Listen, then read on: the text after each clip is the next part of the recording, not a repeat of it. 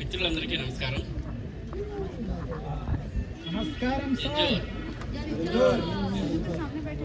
All of you, my నమస్కారములు.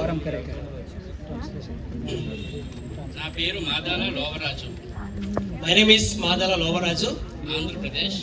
I am from Andhra Pradesh, Alluri Sitaramaraju జిల్లా. Alluri Sitaramaraju district. నేను మీడియాలో పనిచేస్తున్నాను. I am working in media, news media. అది కొండదొర కులం. I belongs to కొండదొర tribe. Tribe. Okay. నేను మీడియాలోకి రావడానికి కారణం గిరిజనేతర మీడియా మన ఆదివాసీ సమస్యలపై రాయటం లేదు. So I joined in media because most of the people who are working in media, news media are from non-tribes. ఆదివాసీ ఉద్యమాలను అణిచివేసే విధంగా గిరిజనేతర సమాజం మనపై పనిచేస్తుంది. So non-tribes who are working in media, they portray the agitations of tribes in misleading way. మరి ముఖ్యంగా మా ప్రాంతంలో ఆదివాసీలకు పనితీరు నచ్చకపోవడం అంటే మన ఆదివాసులను తక్కువ చేసి మాట్లాడటం. So they denounce the tribes and they mislead the original issues to be portrayed. సమస్య పరిష్కారం కోసం అధికారుల దగ్గరికి వెళితే వారు గిరిజనేతలను ఒకలాగా చూస్తున్నారు. So if we go to the officials, any tribe go to the officials, the media persons also, they'll portray the issue one way which is not original, who is trying to convey by the tribes. ఈ విషయాలన్నీ నన్ను కలిసివేశాయి బాగా. So this kind of situations has melt my heart, so that I joined mass media. అందుకే నేను ఈ రంగంలోకి వచ్చాను, media రంగంలో. నేను మీడియా రంగంలోకి వచ్చిన కొద్ది రోజులకే నిరంతరం మన పల్లె సమస్యలపై రాయటం వలన మన అడవి ప్రాంతంలో సుమారు 16 కిలోమీటర్ల రోడ్డు నిర్మాణం చేయడం జరిగింది. When I joined the mass media, I tried to write articles related to the issues of the tribals.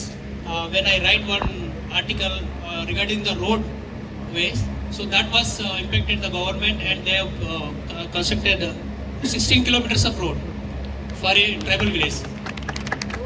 ఈ రోజు విషయం అభివృద్ధి కావున నేను ఈ మీడియాని నా ప్రాంతంలో 170 చట్టానికి విరుద్ధంగా అక్రమ కట్టాలు కట్టి చట్టాలను నిర్వీర్యం చేస్తున్నాను. So after joining in media, I have come to know that going in different places and covering the issues, so he found that in real estate illegal encroachments are being done by the non-tribes in towns and villages. చట్టానికి విరుద్ధంగా చేస్తున్న ఈ నిర్మాణాలను అడ్డుకోవడానికి నేను అధికారులతో ప్రతిరోజు పోరాటం చేస్తూనే ఉన్నాను.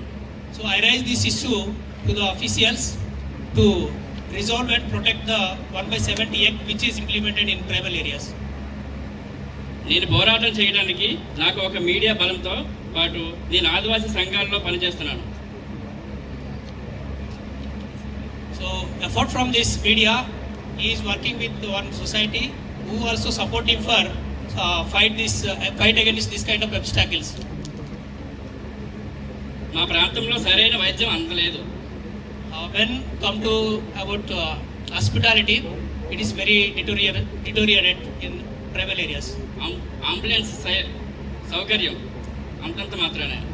So ambulance facility also very few and very rare, so which is not accessible easily to the tribal people. మన పీవీటీజీ ప్రజలు కొండ ప్రాంతాల్లో ఉంటున్నారు. Most of the PVTG tribes are living in hill areas. వారికి సరైన రోడ్డు మార్గం లేక గర్భిణీ స్త్రీలను ఇప్పటికీ 2025 వచ్చినా సరే డోలీలో కట్టుకొని వాళ్ళని తీసుకుని ఆసుపత్రికి వెళ్ళాల్సిన పరిస్థితి ఉంది ఇప్పటికీ.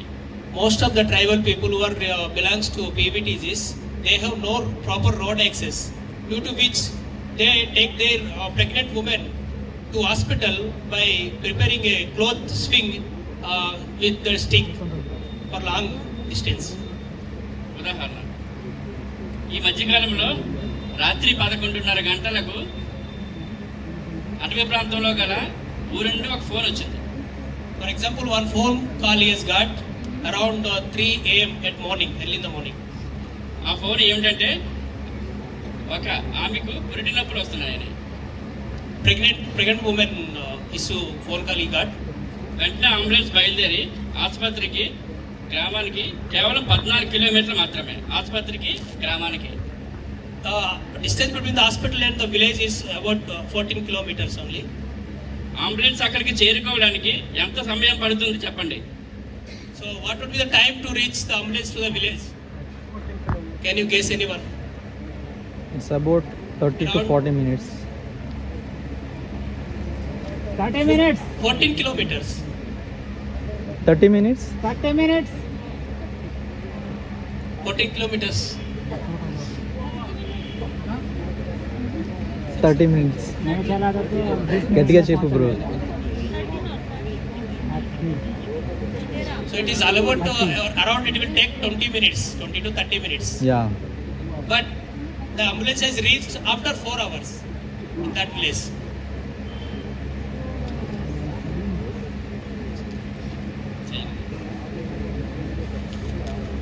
కూడా మౌలిక సదుపాయాలు కల్పించాలి. వలస వచ్చిన ఆదివాసులకు కూడా మౌలిక సదుపాయాలు కల్పించాలి. So who are migrated tribals, he is trying to facilitate them basic amenities in that area. నాణ్యమైన చదువు అందకపోవడం వల్ల గిరిజన ప్రాంత యువత పట్టణ ప్రాంత పిల్లలతో పోటీ పడి చదవలేకపోతున్నారు.